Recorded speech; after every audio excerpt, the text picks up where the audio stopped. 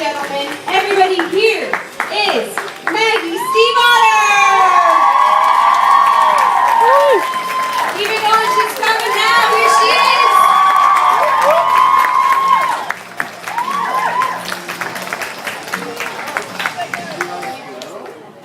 Hello. There's millions of you.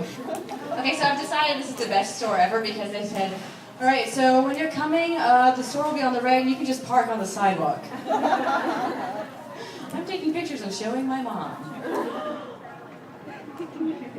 I'm very excited about this. Forever was a very difficult book for me to write because I had a lot of pressure while writing. Almost exactly to the day, this time last year, I was working on Forever and just getting ready to go on my tour for Linger.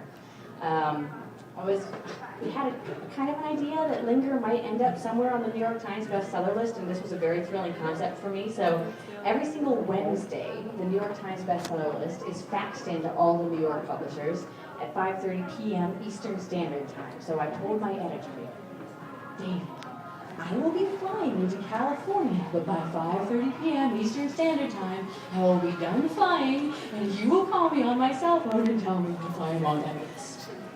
So this was fine, until halfway through the trip, my phone ran dead.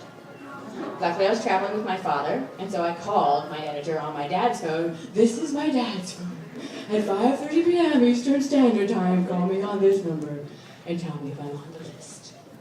This is all very well and good until our flight got delayed.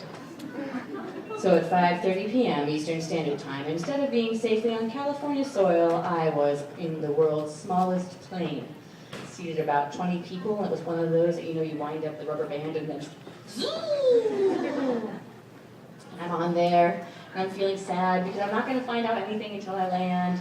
And the stewardess has just gone to the front as we're in the air and said, any of you who are using electronic devices, please turn them off because otherwise the engine will catch fire and die and it will be your fault.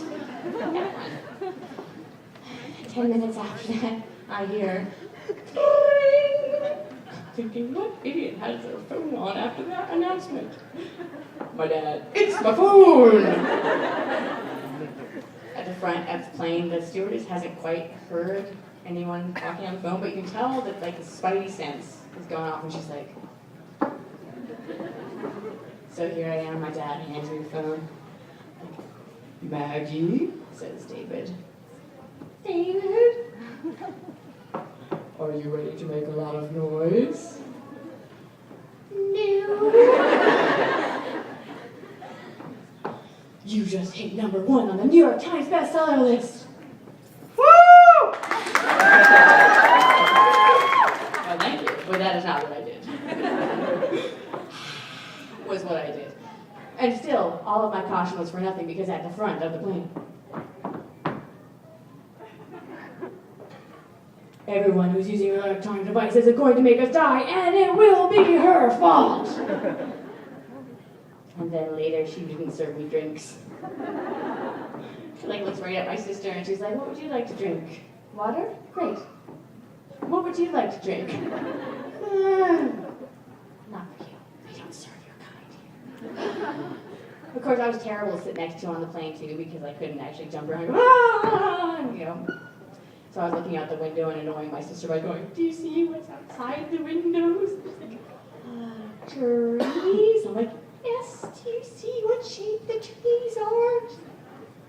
No. Finish shape of #1! Anyway, so I should have been thrilled and delighted, and I'll be honest, I was thrilled and delighted. However, I was also crippling paralyzed when writing Forever, because now all I could think about was that when I was going to write the last book in the trilogy, if I didn't get it right, tens of thousands of readers were going to find me in my home with pitchforks and torches and kill me. Kill the beast!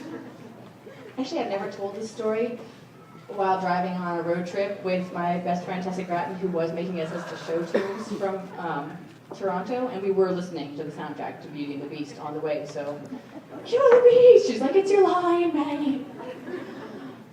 Anyway, so I wrote Forever like I had a gun pointed to my head. It was very perfunctory. I put in everything that I thought ought to be in there. There was no joy, there was no love, there was only fear. 2 weeks before my deadline, I sent it off to my editor. I reread it. I hated it. I sent him an email and told him I was throwing the entire thing out.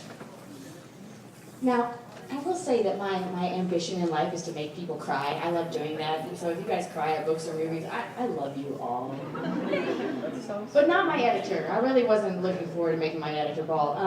But no, I threw the whole thing out, and I was really stumped. I needed to find something to inspire me again, to write the book for me again. And so I turned to reality, because when I get stuck, I steal things.